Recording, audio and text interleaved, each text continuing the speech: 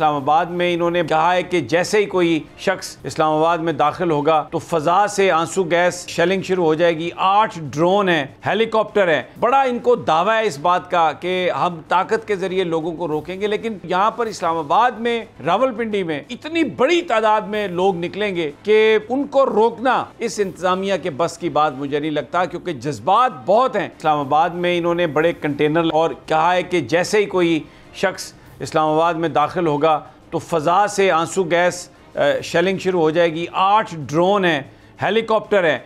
बड़ा इनको दावा है इस बात का कि हम ताकत के ज़रिए लोगों को रोकेंगे। लेकिन जो मेरी लोगों से बात हुई है, शहर के अंदर, शहर के बाहर के लोग अगर ना भी पहुंच सके तो यहाँ पर इस्लामाबाद में, रावलपिंडी में इतनी बड़ी तादाद में लोग निकलेंगे कि उनको रोकना इस इंतज़ामिया के बस की बात मुझे नहीं लगता, क्योंकि जज्बात बहुत हैं।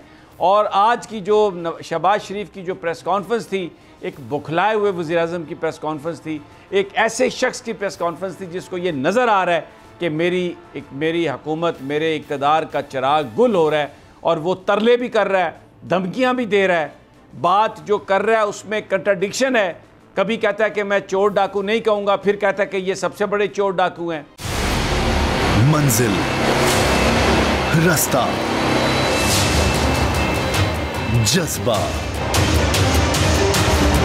भयानक सच्चाई से हटाए पर्दे और तोड़ डाली झूठ की बेड़ियां। सलाखों से डरना कैसा जब चट्टानों ने पाला हो। इमरान खान बोल के साथ जुम्मे से इतवार रात 10 बजे सिर्फ बोल न्यूज पर। सबसे ज्यादा व्यूज, सबसे ज्यादा रील्स और सबसे ज्यादा रेटिंग के साथ बोल अब भी नंबर 1 पोजीशन पर बरकरार। सब्सक्राइब करें और बेल दबाएं ताकि कोई खबर रह न जाए।